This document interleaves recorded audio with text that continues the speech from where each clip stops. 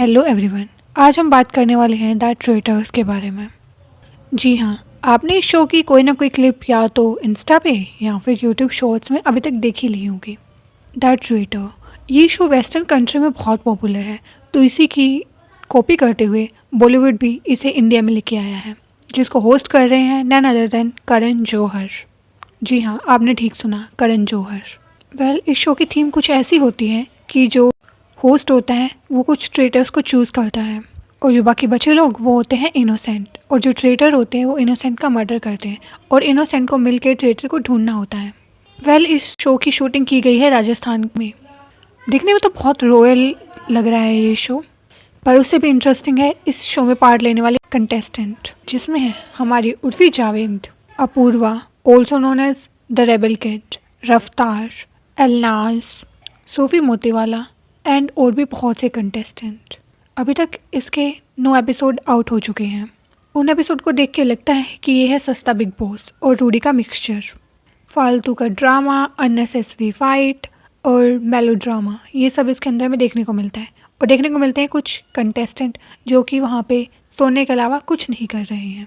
ऐसा नहीं है, हमें कुछ बहुत ही ज़बरदस्त परफॉर्मेंस भी देखने को मिली ड्यूरिंग दिस शो, जैसे कि एलनाज की परफॉर्मेंस।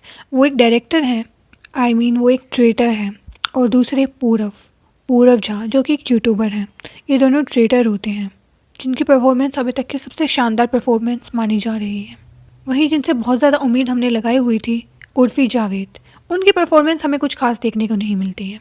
पूरे शो के अंदर बस फालतू का मेलो ड्रामा हमें उर्फी की तरफ से देखने को मिला, जैसे कि उनकी बहुत फेमस लाइन कि वो मेरे लेवल पे नहीं है। बहन, पहले तू अपना बता, तेरा लेवल कौन सा है। फिर आती हैं हमारी द रेबल किड अक्का अपूर्वा से भी लोगों को बहुत एक्सपेक्टेशन थी, पर यहाँ पे एक्सपेक्टेशन वर्सेस रियलिटी का गेम हो रहा है, जो कि इतना अच्छा नहीं कर पाए हैं। उनने सिर्फ गालियाँ और दूसरों को उल्टा सीधा बोला है अभी तक, अननेसेसरी लोगों को टारगेट करना, पर कहीं ना कहीं स्मार्ट तो वो हैं। उनकी और उर्फी की लड़ाई काफ़ी देखने को मिली हमें ड्यूरिंग दिस शो। फिर हम बात करते हैं रफ्तार की। रफ्तार, उनकी परफॉर्मेंस को हम ओके बोलेंगे। उन्होंने कुछ इतना ज़्यादा नहीं किया, पर उनका डायलॉग कि मैं रैप छोड़ दूंगा अगर मैं ट्रेटर निकला, ऐसे कुछ हैवी डायलॉग हमें उनकी तरफ से देखने को मिलते हैं। अब हम बात करेंगे राज कुंद्रा के बारे में। राज कुंद्रा ने बहुत ओवर स्मार्ट करने की कोशिश की, जो कि पहले ही कुछ एपिसोड में आउट हो गए थे। ये भी एक ट्रेटर थे, पर उन्होंने इतना ज़्यादा एविडेंट कर दिया, ये अपने रोल को अच्छे से निभा नहीं पाए और सिर्फ डायलॉग मारते रह गए, जैसे कि अब नायक नहीं खलनायक बनने का टाइम आ गया है। ऐसे कुछ डायलॉग हमें इनकी तरफ से देखने को मिले। जन्नत और जैस्मिन तो वहाँ पे सिर्फ ग्लैमरस फैक्टर के लिए मेरे को लगता है डाली गई हैं, क्योंकि जैस्मिन ने उतना ही वहाँ पे रोल किया है जितना कि रोल वहाँ के सेट का था। नो कंट्रीब्यूशन, सिर्फ दूसरों की बातों को सुनना और इधर से उधर करना। अपना दिमाग इन्होंने बिल्कुल भी नहीं लगाया ड्यूरिंग द शो। जन्नत का कंट्रीब्यूशन ठीक ठाक रहा है। एंड के कुछ एपिसोड में उन्होंने काफ़ी अच्छे से खेला, पर स्टार्टिंग के वो सिर्फ उर्फी के आसपास घूमती थी, नथिंग मोर देन दैट। हर्ष जो कि एक यूट्यूबर है, उन्होंने भी कुछ कंट्रीब्यूशन नहीं दिया, हालांकि लोगों को उनसे बहुत ज़्यादा उम्मीद लगा के थी, पर वहाँ पे वो और उर्फी सिर्फ गैंग बना के घूमते रहे। इसके अलावा उनका कोई कंट्रीब्यूशन नहीं है। एंड में वो ट्रेटर भी बन गए, पर जैसे कि देख के लगता है अब वो बाहर हो जाएंगे। वो भी बहुत ओवर स्मार्ट कर रहे हैं लास्ट के कुछ एपिसोड्स में। निकिता जो कि एक पोकर प्लेयर है, मुझे समझ नहीं आ रहा है ये वहाँ पे कर क्या रही हैं, इनका वहाँ पे रोल क्या है।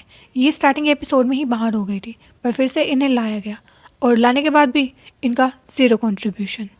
आप एक पोकर प्लेयर हैं, आपकी इंस्टिंक्ट बहुत तेज होनी चाहिए, पर आप कर क्या रही हैं वहाँ पे, हमें अभी तक समझ नहीं आया है। कुछ ऐसे कंटेस्टेंट जिनका होना ना होना बराबर ही था, जिनमें सबसे पहले नाम लूँगी मैं महीप का। आशीष, मुकेश एंड जानवी, इन्होंने पूरे शो में किया ही क्या है, मुझे अभी तक समझ नहीं आया है। इनका वहाँ पे होने का पॉइंट क्या था? व्हाट? क्या ये नेपोटिज्म की वजह से वहाँ पे थे, या फिर कुछ और, या फिर कुछ ऐसा था जो मैंने ही मिस कर दिया? बिकॉज मुझे तो इनका कोई कंट्रीब्यूशन दिखाई नहीं दिया पूरे शो के अंदर। And one more player, Sudhanshu ji. भाई ये कर क्या रही है पूरे शो में, मुझे अभी तक नहीं समझ में आया। ये यहाँ तक इतने आगे तक पहुँच कैसे गए?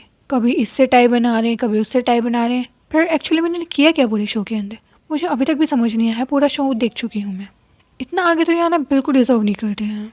आई will say Allah is much better player than Sudhanshu ji. अब हम बात करेंगे करण कुंद्रा के बारे में। इनका बिहेवियर मुझे थोड़ा अजीब सा लगा। वेल क्योंकि इतने सारे शो कर चुके हैं रियलिटी शो, पर यहाँ पे आके बिल्कुल शांत थे।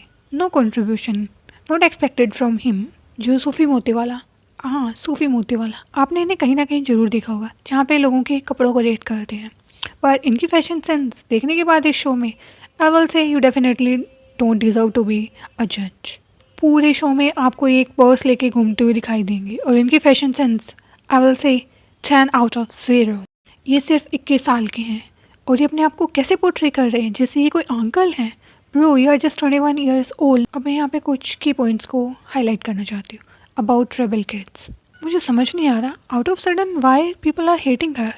आई अंडरस्टैंड कि वो बहुत ही मीन है, बदतमीज़ हैं, इवन बहुत गालियाँ दी हैं उसने शो में, पर वो तो सभी ने किया है। I am not defending her but still I am saying इतनी hatred toward one person. I am not her fan girl but अगर आपको वो पसंद नहीं है तो जस्ट स्किप द पार्ट। इसके अलावा आप कुछ नहीं कर सकते हो। किसी को गालियाँ देना, अगर आप उसको गालियाँ इस वजह से दे रहे हो कि वो दूसरों को गालियाँ दे रही हैं, bro you are also doing the same thing, you are also cursing someone. उसने राज कुंद्रा को जिस तरीके से निकाला, man that was so fabulous. End में जैसे उसने पूरी की पूरी गेम पलट दी, आई लव दैट। पर कुछ पार्ट जहाँ पे वो अननेसेसरी गालियाँ देते हुए दिखाई दी, आई डोंट थिंक सो कि उसकी कोई इतनी नीड थी। अब बात करेंगे उर्फी जावेद के बारे में फिर से।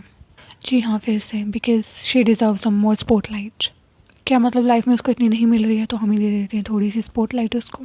कुछ लोगों को वो एंटरटेनिंग लगती हैं पर कुछ लोगों को बहुत एग्रेसिव लगी during this show.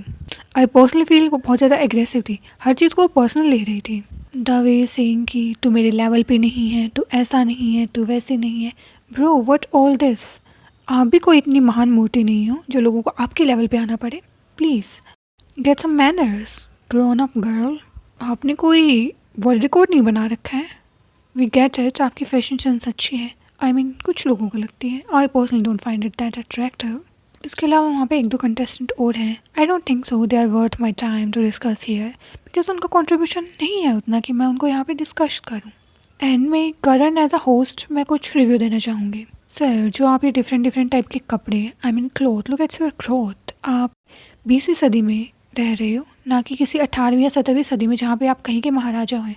And look at your expression, इतने डम एक्सप्रेशन कौन देता है? आपको ये शो फोर्सफुली करने के लिए नहीं बोला जा रहा है। Obviously you are doing according to your will. थोड़ी से ढंग के एक्सप्रेशन दे सकते थे आप। आई थिंक ये होस्टिंग और अच्छी हो सकती थी, बिकॉज आई फील ये बहुत ही वीक एंड कोई इतनी दमदार होस्टिंग नहीं थी, एंड होस्टिंग बहुत ही हॉरेबल थी। सो हिज आउटफिट्स, वेल ये था मेरा रिव्यू और a छोटा सा डिस्कस अबाउट द ट्रीटर्स। एंड मैं यही कहना चाहूँगी, अगर आपको शो अच्छा लगता है तो देखिए, अगर एंटरटेनिंग लगता है तो देखिए। Just don't hate anyone unnecessary. Point out करना एक अलग बात होती है और हेटरेट देना एक अलग बात होती है। As a audience we must know the difference between these two. Well thank you for watching my video, hopefully we will meet soon. Thank you for watching.